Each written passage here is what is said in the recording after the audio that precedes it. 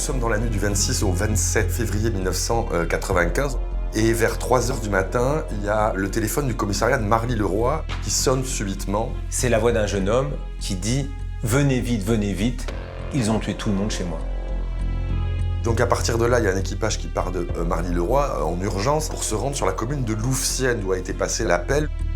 Quand le policier ouvre la porte, là tout d'un coup il découvre du sang, beaucoup de sang. Et le sol est jonché de cadavres. Cette découverte de cette scène de crime, 6 personnes baignant dans leur sang, c'est une affaire hors norme. Il y avait une scène de crime géante avec 6 cadavres. Il y avait énormément d'armes et énormément de munitions. Des munitions, il y en avait partout. Il y a une carabine 22 long rifle, un pistolet à un coup, une arbalète, il y a une kalachnikov. C'est quand même une arme exceptionnelle, c'est une arme puissante, c'est vraiment une arme de guerre. Donc là, il y a une espèce de puzzle incroyable que les policiers vont devoir résoudre rapidement. Ces policiers de la brigade criminelle qui sont habitués à avoir défilé de véritables criminels endurcis se retrouvent face à un jeune garçon de 16 ans qui a un air un peu poupin, qui est très jeune. On se pose des questions, on se dit il est peut-être pas si innocent que ça et peut-être qu'il nous raconte des histoires.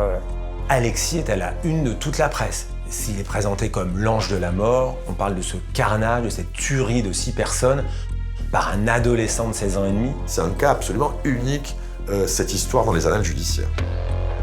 Ces faits sont totalement hallucinants, absolument terrifiants, et ça fait froid dans le dos. Il y a un vrai décalage entre l'horreur des crimes perpétrés et ce gamin qui est un lycéen lambda que rien ne pouvait amener à commettre un tel carnage. On se dit, est-ce que vraiment ce garçon de 16 ans, qui a l'air si inoffensif, a pu comme ça abattre 6 personnes de sang-froid en 10 minutes ?